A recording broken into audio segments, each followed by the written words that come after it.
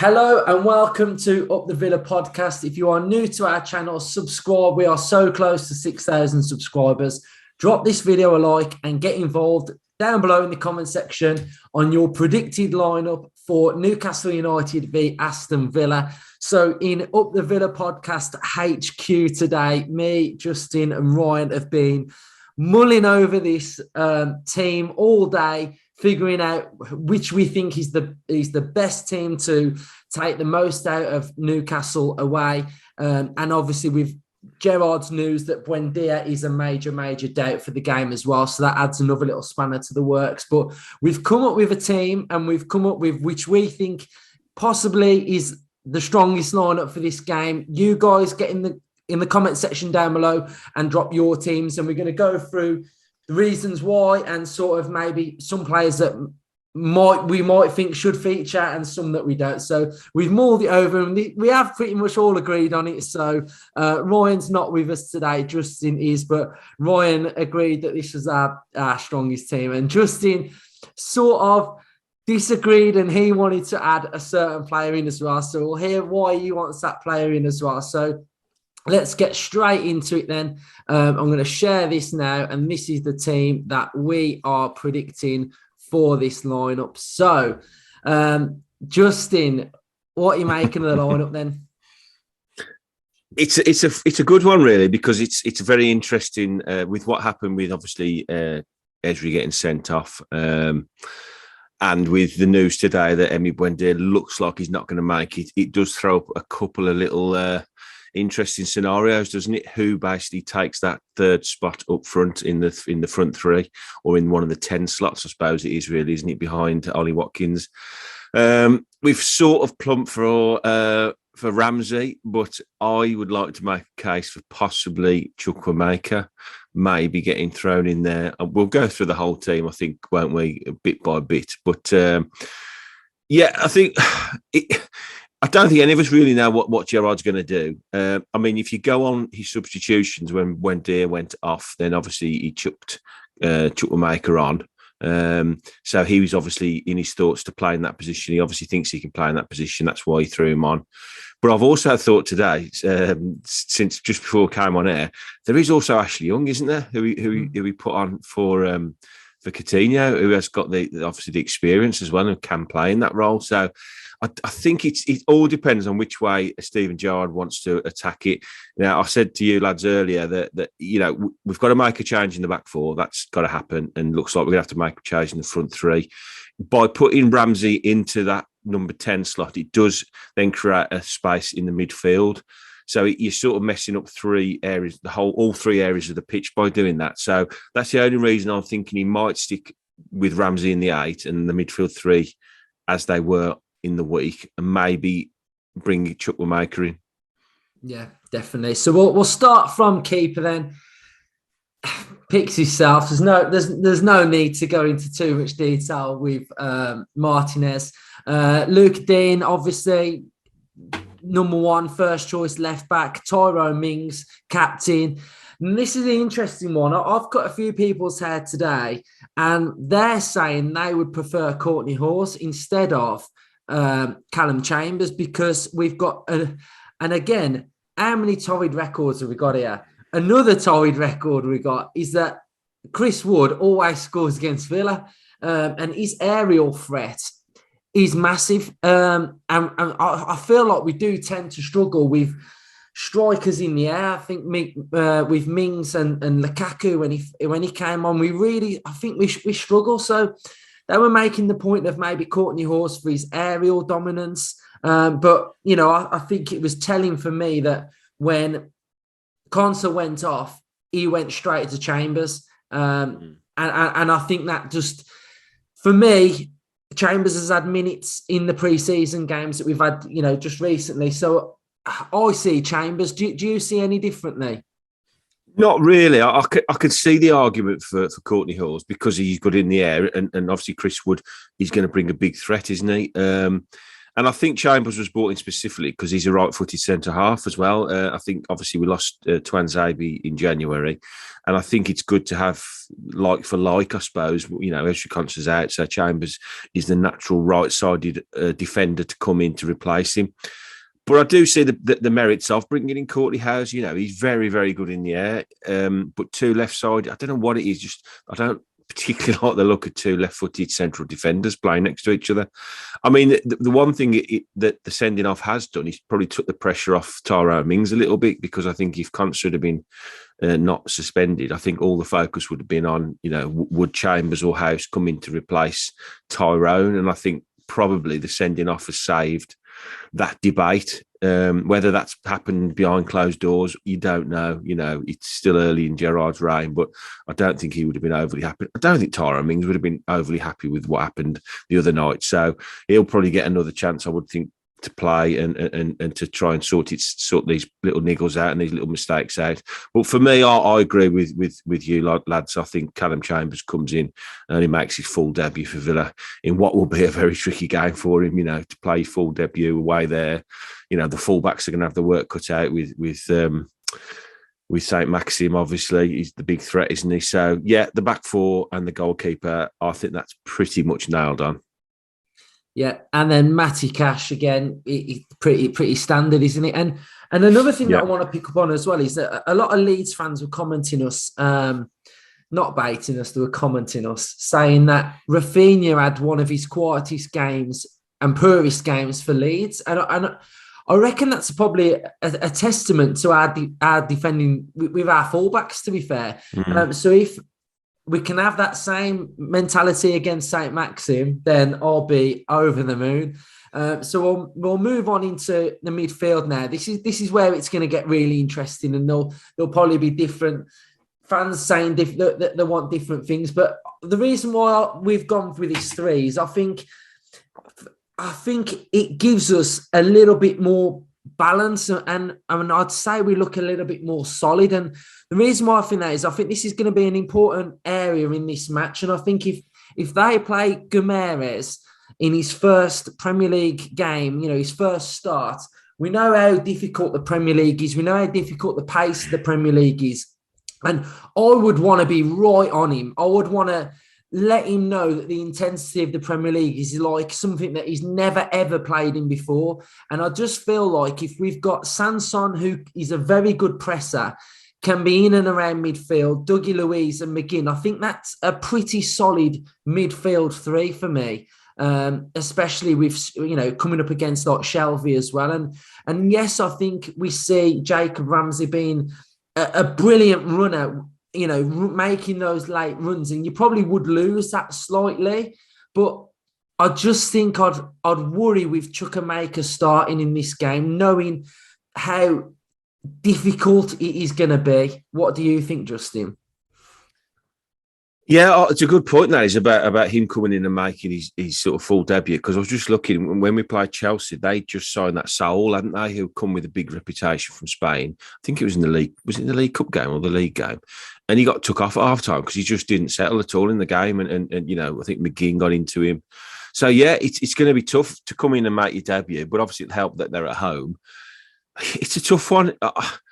I'm tempted to say I'll stick with the same midfield three just to keep, because it's working that well, and that link up with Ramsey and Coutinho, because Ramsey's sort of playing in the left-hand channel a little bit there. Would you want to break that up? And by throwing Chukwuemeka into one of the 10s, it's less of a risk than chucking him into centre midfield, isn't it? Because I think there's less. He's not less involved, but there's less sort of pressure than playing in centre mid.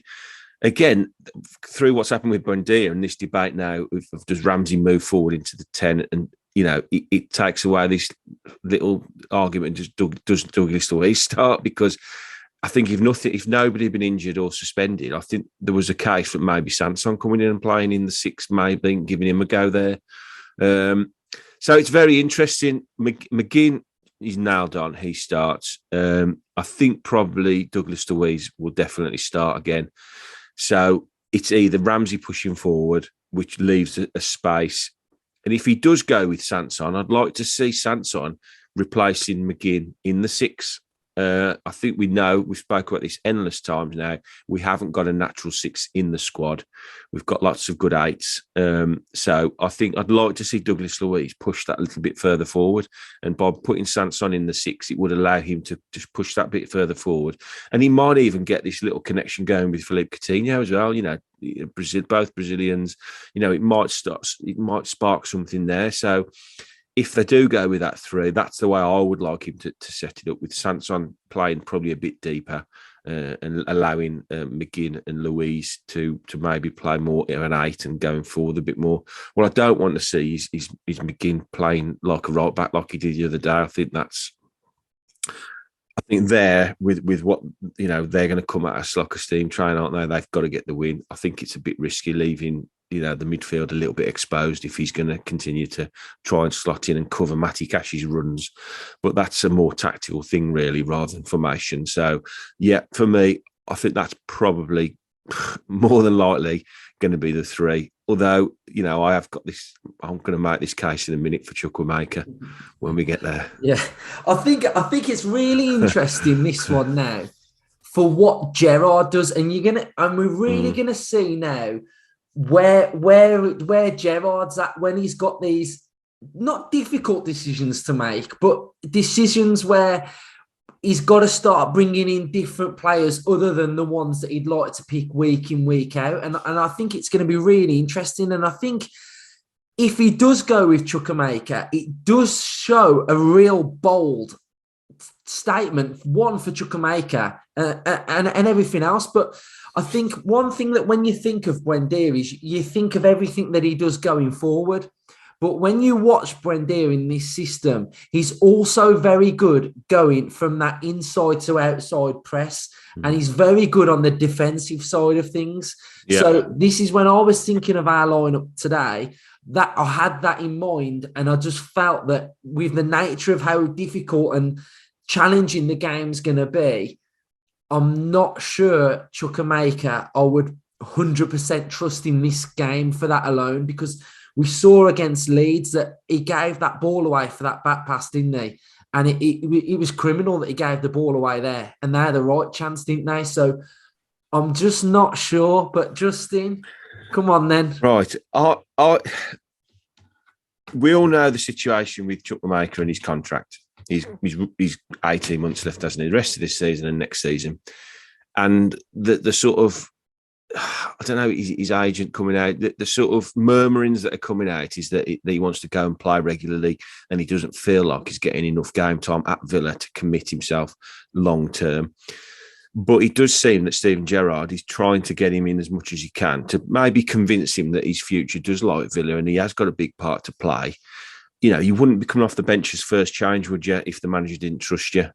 And he has had a couple of good cameos this season. And I think he probably is rightly maybe a little bit annoyed that he hasn't played more. When he sees the impact that Ramsey's had, he probably backs himself, like most of these young kids do, that he can come in and he can make the step up to the Premier League. So with that in mind, I am wondering whether this is the time to throw him in and give him a start. We're not going to get relegated. It's going to be a tough ask to get into Europe. Next season, we want to hit the ground running. We don't want to be in a position where we're having to still try players here and try players there. And is he going to play there? Can he do that job? Can he do this job? So given the set of circumstances that Gerrard is facing this week and only this week against Newcastle, he's got a potential player missing in Buendia. The player that he chose to bring off the bench to replace him in the game was Chukwuemeka. So why not throw him in now? Years gone by, back to Lee Hendry and players like Vassell and all these young kids that came through. At some point, you've got to just chuck them in and say, right, you back yourself. You want to play regularly. There's your chance. And then he can't turn around after and say, I didn't get my chance today. Oh, you've never started me and I've had to leave to get minutes and I've had to leave to get a start. So, yeah, I can see the argument for Ramsey, definitely, but I still go back to the point he's playing so well in that position. Would you want to move him and potentially disrupt the form that he's currently in? And this link-up is growing. All the pictures this week I've seen is him and Coutinho running off.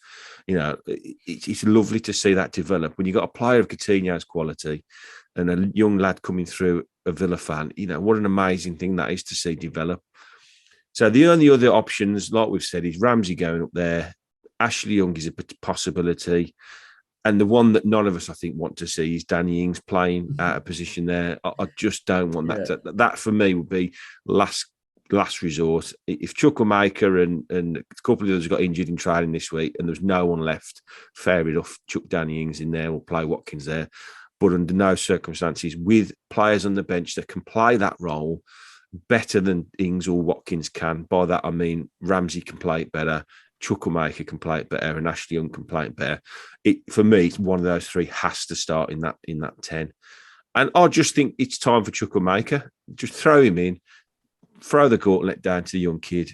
You back yourself, you want to play regularly. There's your chance. Go and show me you can play regularly. Yeah, it's to be fair, who'd be a manager? Because it's tough, isn't it? It's so difficult picking this team, but he's got to pick it any season, week in, week out in training. I think it's going to be also very interesting to see whether he does revert back to Ings and Watkins in the same side, or whether he actually thinks it was crap, because he could possibly do that again. You don't know whether he do it. It was crap because we didn't change formation, did we? No. We were trying to shoehorn them into that, to 2 10s and a 9, and it doesn't work. That neither of them are 10s. With the best will in the world, yes, they could probably do a job there, but we don't want players to do a job anymore. We've got a squad full of players that can play in all these positions. The only way I would accept an Ings-Watkins pairing is if they were out and out up front together, side by side, Heskey and Owen, that type, up front, one playing off the other. And neither of them, are like that. And then play Coutinho as a lone 10, just floating in behind him. That could work, in a one-off again. It's trial and error, isn't it? He's got to try different things. We're not always going to play this formation. There's going to be times where we've got to change it up, or we've got to try something a bit different. So maybe it could be a time to try that, to try 2 of them up front in a proper pairing up front, like the old-fashioned days, Saunders and Atkinson, You wouldn't call either of them target men. They were both, Atkinson was like a bulldozer, was pacey, and Dino was like tricky, but he was a really good finisher. So, yeah, maybe, could it be the same? Could it be Watkins like Atkinson and Saunders like Ings? Who knows? And until you try these things in match day situations, you can watch them in training to the blue in the face, and I'm sure they're all brilliant in training. I used to be brilliant in training, and then you get onto a Sunday morning, you couldn't pass them all.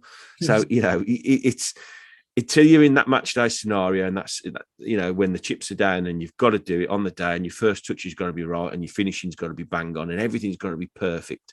You don't know. So could there be an opportunity to maybe do that? I don't know. I've thrown that one in as a left field one now, haven't I? That is left field. Right. Okay. Coutinho, obviously, he's there no matter what. And then we've gone Watkins up top. I think we've gone Watkins up top as well, because if they've got Target's not going to play, so their first choice left back won't play. There's rumours that Trippier is out as well, so their first choice right back isn't there. You don't know whether Dan Burn might play, but their centre-backs are woeful. I mean, ours get criticised, but boy, you won't want them to in your side. So, yeah, we've gone Watkins. So I think that's pretty much our lineup. Again, let us know what your lineup is, who you feel like is going to start the game. Let's get on to the bench here now. So we were very positive in the last predicted lineup about Traore. He'd been to AFCON. He'd got some minutes. He was coming back match fit. To find out today that he's now got a hamstring injury. I mean, he's gone to AFCON, played 5 games, got himself fit, come back to Villa, and he's injured. I mean, what's going on? Do you know what I mean? Could it be the cold weather? I can't understand how he's not played a game all season for Villa. He's gone to AFCON, played his games, and come back injured. I mean, Justin, come on, what's going on with him? He's got spaghetti hamstrings, hasn't he? I don't know. I just don't know. It's I think it's a shame. It's such a shame. We've got to get serious. We can't rely on him, can we? It's not looking like that, is it? And when we signed him, it's weird how similar the Traore and Bailey Villa careers are going, isn't it? Because they're both signed with decent reputations. They've got this ability to go past people and they're quick. But when you sign players like that, there's always this worry about hamstrings and these injuries that sort of sprinters get rather than footballers. And I was thinking this today. You look at sort of who Chelsea play in these roles, like the Kovacic's and the Pulisic's. They're not really like that, are they? They're not quick sprinters.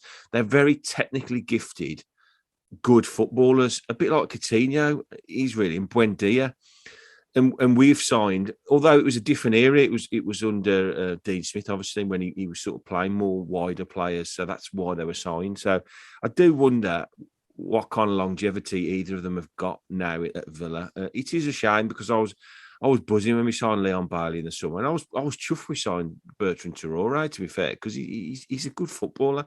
They're all good footballers, aren't they? They don't get to where they are now without being really good footballers. And sometimes it works at clubs and sometimes it doesn't. I don't like the way they get slaughtered on social media because it's not their fault they're injured, is it? That's just sometimes you sign a player and he just gets in a run of injuries. I looked at Bailey's. I think he's had about 2 or 3 injuries in his whole career before he come to Villa, and he's been practically out the whole season. So you can't legislate for that kind of thing to happen, can you? You just pray and they get fit and they're back. But a bit like Traore, you're just thinking when he's fit again, when's he going to be injured again? When's he going to be injured again? And if you can't rely on these types of players, then you have got to just ship them on and replace them. And that's more than likely what's going to happen.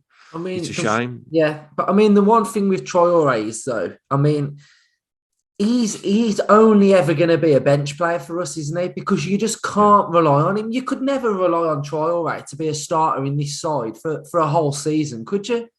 No, but you were desperate for players that can come off the bench and make an impact. As we said in the week, we were crying out. If you'd have had a fully fit Bailey and Traore on the bench in the week, and then we got them 2 injuries. The Coutinho wasn't an injury; he wasn't quite fully fit. So you got 10 minutes to go, and you're bringing on Traore and Bailey. He would have frightened the life out of them, wouldn't he? They're thinking, Jesus Christ, these pair coming on now. They're quick as anything. They're tricky. They get around people. They can score goals. So you do need that depth on the bench. You need players that teams fear coming off the bench. We have it all the time when we play teams. A bit like when we went to Chelsea and they had Lukaku just sitting there on the bench watching. And all you're thinking is, don't put him on. Please don't put him on. Please don't put him on. And then they do. And they're making impact straight away. And that's where we're aspiring to get to. Not only a first 11 that's brilliant, but a bench full of players that can change a game. That when players invariably they don't do it, they're having a poor game, they're off game. You got somebody that can come on of similar quality that can do it. It's just a shame we've got these players that we've invested big money in, and we can't get them fit, and even on the bench. He did say Bailey's a possibility for the bench, I think. I mean, he'd only be sort of 15, 20 minutes, wouldn't he? Yeah, but it's massive to have him back on the bench. Because like you say, against Leeds, he'd have been really, really good. And I do really like Bailey. I think he's got that good bit of quality, but we just need a run of games now. We need to see minutes. He needs to stay injury free now. For the next 16 games. I mean, Leeds had run themselves into the ground, hadn't they? That you could see last 10 minutes they were blowing a bit, the fullbacks, because that's just the way they play. And they'd have dreaded someone like Bailey coming off the bench. They're game changers, aren't they? It's a shame, such a shame. Yeah. So, right, we'll conclude there then. I love doing these little predicted line at once. I really love them. So, you can get into it, can't you? You can get into the meat. We're going to keep doing them. So, yeah. Gerrard, just credit us in the presser when we get the 3 points. We got it spot on Wednesday, didn't we? Yeah, we did. So let's see if we get this one right. But yeah, thank you for watching. Again, get involved in the comment section. Drop the video a like, subscribe, and just get involved because all of you comment, and it's fantastic, to be fair. Like, I see you all now, and I know all of your names, and I see you commenting, and, we do read them all as well. I sit there and read them all, and I love reading all the comments and things. So, yeah, it's great to have that interaction. I agree with Luke. Yeah, it's just really good, to be fair. And, sometimes it is difficult to reply to all of them because there is like sometimes over 100 of them, and when I'm at work and I see them, I can't reply to them all. But we do take it on board, and we do have a little chat about the comments that are coming in as well. So continue to comment and just help grow the channel with us, because without you guys, it won't get any bigger. So your support is huge, and we just really enjoy doing the channel. And we've got a few other little things that are going to be dropping soon. So, some more exciting things that will be coming out. So we are always looking to grow. We're never going to just stay stagnant. We're going to keep pushing to be the best we think we can be. So, that's just saying thanks to everybody for the continued support, really. So thanks very much. And up the Villa. Up the Villa.